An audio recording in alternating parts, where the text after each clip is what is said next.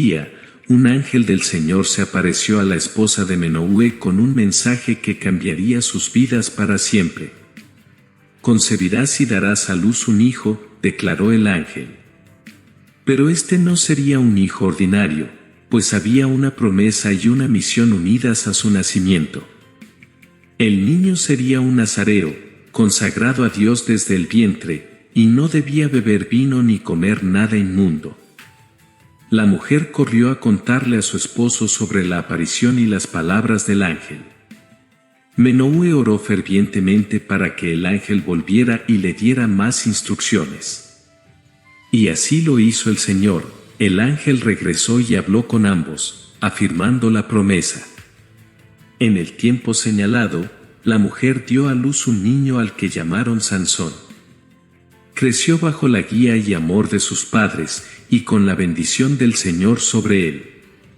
Pero aún con la instrucción de sus padres, Sansón mostraba un carácter fuerte y voluble. La fuerza sobrenatural de Sansón comenzó a manifestarse a medida que crecía. Era evidente que había algo especial en este joven, una fuerza que no se podía explicar por medios naturales. La gente de su aldea comenzó a notar su poder, y también los ojos de los filisteos se posaron sobre él. En un viaje a Timnat, Sansón vio a una mujer filistea que le agradó y decidió tomarla por esposa. Este fue el comienzo de una serie de eventos que llevarían a Sansón a desafiar a los filisteos, los enemigos de su pueblo.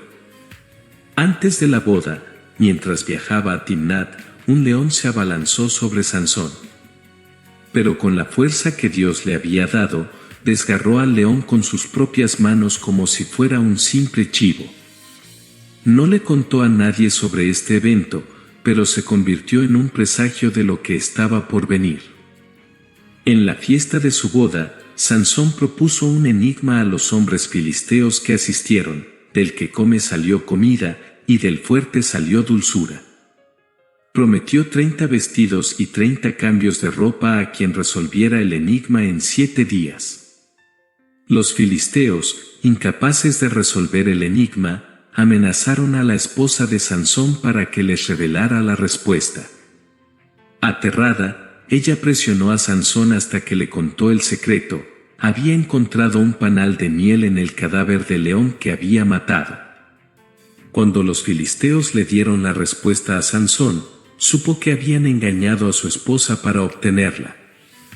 Lleno de ira, fue a Ascalón, mató a 30 hombres y tomó sus ropas para pagar la deuda. Pero su ira no se apaciguó, y dejó a su esposa en Timnat, regresando a la casa de su padre. La tensión entre Sansón y los filisteos había comenzado a aumentar, y la historia estaba lejos de terminar. Sansón había dejado a su esposa en Timnat, y su ira se había enfriado. Después de un tiempo, decidió regresar para estar con ella, llevando un cabrito como regalo. Pero al llegar, descubrió que el padre de la mujer la había dado en matrimonio a otro hombre.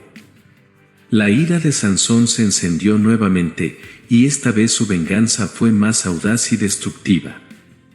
Tomó 300 zorras, ató sus colas con teas encendidas y las soltó en los campos de los filisteos. Los cultivos, los viñedos y los olivares ardieron en llamas. La venganza de Sansón fue completa, pero las consecuencias aún no habían llegado. Los filisteos, furiosos y desesperados por encontrar al responsable, aprendieron que Sansón había sido el autor.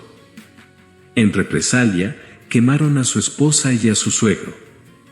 La espiral de violencia estaba en pleno apogeo, y la sangre clamaba por más sangre. Sansón, al enterarse de la muerte de su esposa, se lanzó en una furia ciega contra los filisteos, golpeándolos con gran mortandad. Se escondió luego en una cueva en la roca de Etam, mientras los filisteos ocupaban Judá, la tierra de su pueblo. Los hombres de Judá, temiendo la ira de los filisteos, se acercaron a Sansón en la cueva.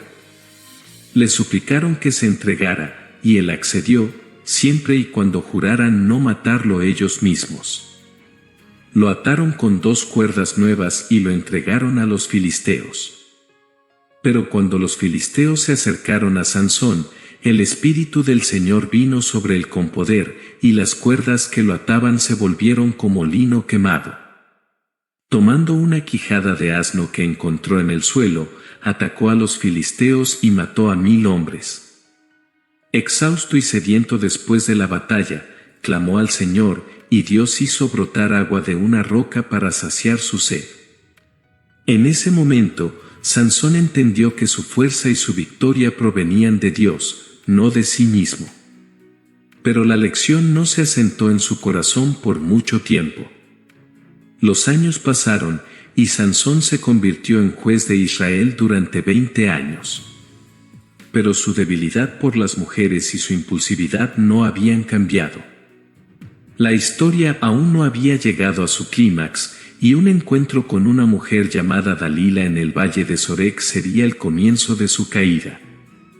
Dalila era hermosa y astuta, y Sansón quedó cautivado por ella.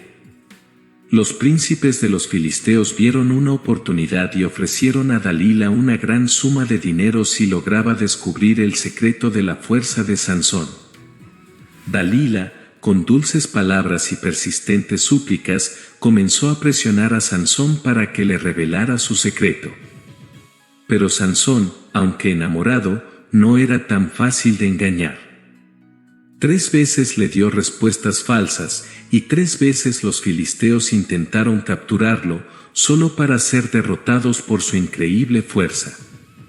Pero Dalila no se rindió y continuó presionando a Sansón, acusándolo de no amarla de verdad, de ocultarle su corazón. Día tras día, noche tras noche, su persistencia y sus lágrimas desgastaron la resistencia de Sansón. Sansón, desgastado por la constante presión de Dalila, finalmente cedió.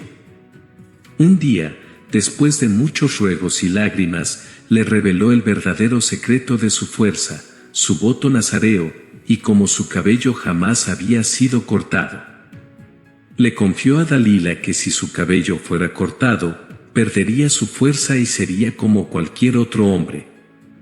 Dalila sabía que esta vez había obtenido la verdad. Envió un mensaje a los príncipes de los filisteos, diciéndoles que vinieran una vez más, que ahora sabía cómo someter a Sansón.